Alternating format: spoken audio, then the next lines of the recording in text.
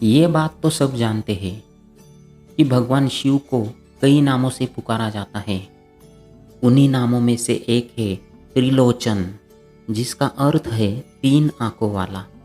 क्योंकि एकमात्र भोलेनाथ ही ऐसे हैं जिनकी तीन आंखें हैं, इसलिए उन्हें त्रिलोचन भी कहा जाता है।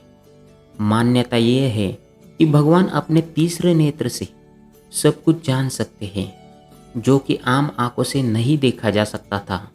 लेकिन क्या कभी आपने सोचा है कि भगवान शिव के ही तीन नेत्र क्यों है?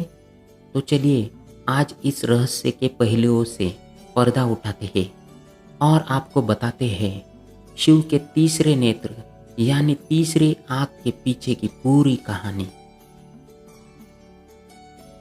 वैसे तो ये बात सब जानते ही होंगे कि इस तीसरे नेत्र का इस्तेमाल शिवजी केवल क्रोध की अवस्था में ही करते हैं।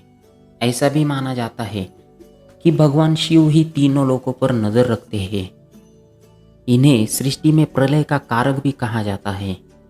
शिव के तीन नेत्र इस बात का प्रतीक है कि यह इस संसार में व्याप्त तीनों गुण रज, तम और सत्व के जनक है।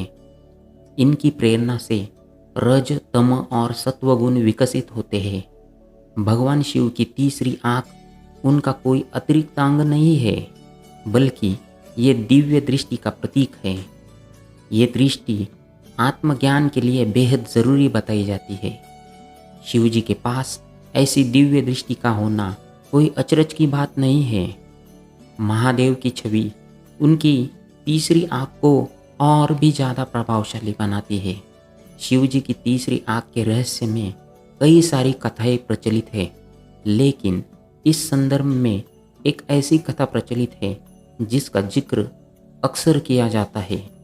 यह कथा है कामदेव को तीसरी आंख से भस्म कर देने की कथा। दोस्तों, एक समय की बात है जब पार्वती ने भगवान शिव के पीछे जाकर उनकी दोनों आंखें अपने हथेलियों से बंद कर दी। इससे सारे संसार में अंधकार छा गया, क्योंकि माना जाता है कि भगवान शिव की एक आंख सूर्य है तो दूसरी चंद्रमा। अंधकार होते ही समस्त संसार में हाहाकार मच गया। तब भोलेनाथ ने तुरंत अपने माथे से अग्नि निकालकर पूरी दुनिया में रोशनी फैला दी। रोशनी इतनी तेज थी कि इससे पूरा हिमालय जलने लगा। ये देखकर माँ पार्वती घबरा गई और तुरंत अपनी हथेलियाँ शिव की आंखों से हटा दी। तब शिवजी ने मुस्कुराकर अपनी तीसरी आंख बंद की।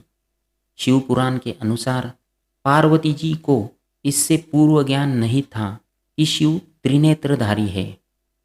कामदेव ने पाप वृत्ति द्वारा भगवान शिव को लुभाने और प्रभावित करने का प्रयास किया, जिसके बाद शिव ने अपना ध्यान टूटता देखकर क्रोधित होकर अपनी तीसरी आंख खोली और उससे निकली दिव्य अग्नि से कामदेव को जलाकर भस्म कर दिया।